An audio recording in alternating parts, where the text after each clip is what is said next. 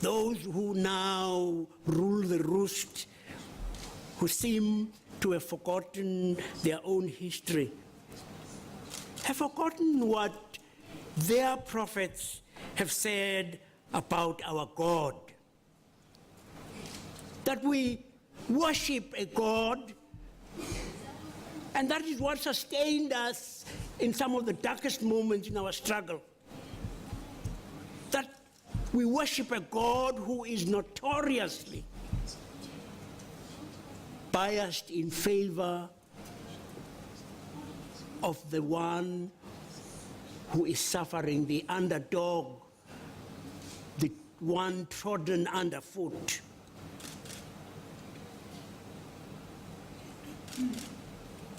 That is what sustained us in some of the darkest moments of our struggle.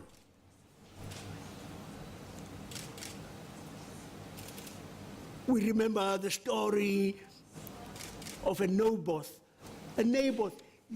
You remember that story? You know, usually in the Bible they give a pedigree, a genealogy for someone. And when you don't have a genealogy, there's nux. It just means you are a non-entity. Naboth. If you go back there and read that story, you'll see Naboth has certainly is not given a genealogy. And the king says, hey, I want your vineyard.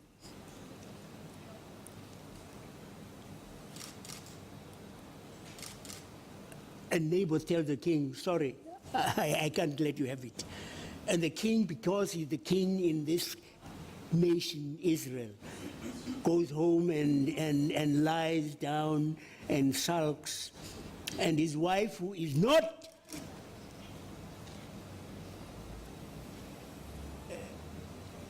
Hebrew, says, what's the matter?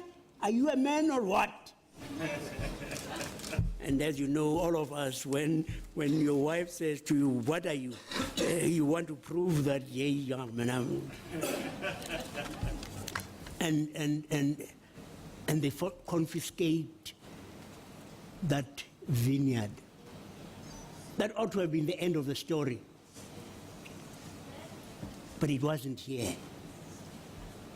For the prophet Elijah then comes along and tells Ahab the king, you have had it. You have had it. Or recall what happens with David and Bathsheba. And then David tries to get rid of her husband. And he does. And then the prophet Nathan comes along and tells a story. And David says, that man must be killed who did that to this poor old man with one little lamb. And Nathan says, you are the man. You are the man.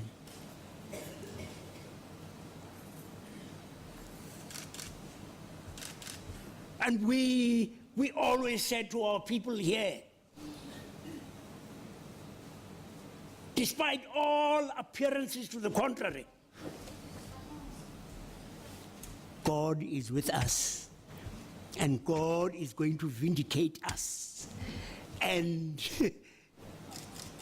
didn't we say so, Alan? We would say to them, yes, man, you may have the guns, but you have already lost.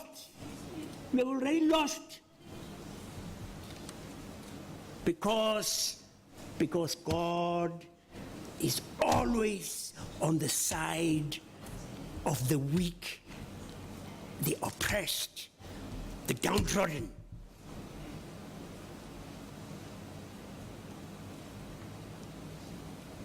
And God showed it nowhere more startlingly than when God chose a bunch of slaves.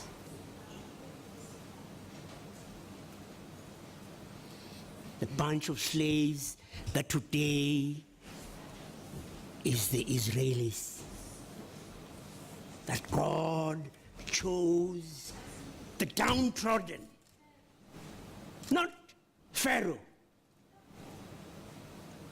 And God, who is the biased God of the past,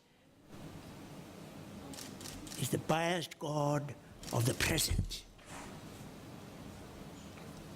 And in this situation,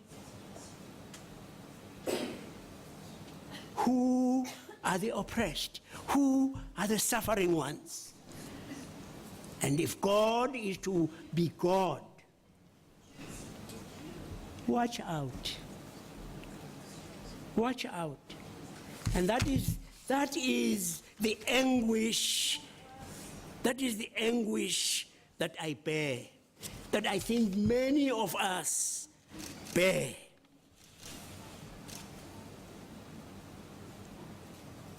God chose a rebel of slaves to be the chosen people.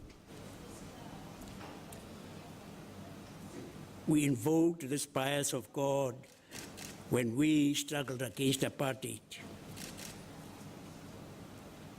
The Jews were vindicated after the Holocaust through the triumph of God's goodness in the establishment of Israel. Always, in the end, the poor, the oppressed, the marginalized will be vindicated because God is on their side. Always. We're seeing this principle working itself out in the so-called Arab Spring. In the Holy Land, the Palestinians are the ones who are suffering.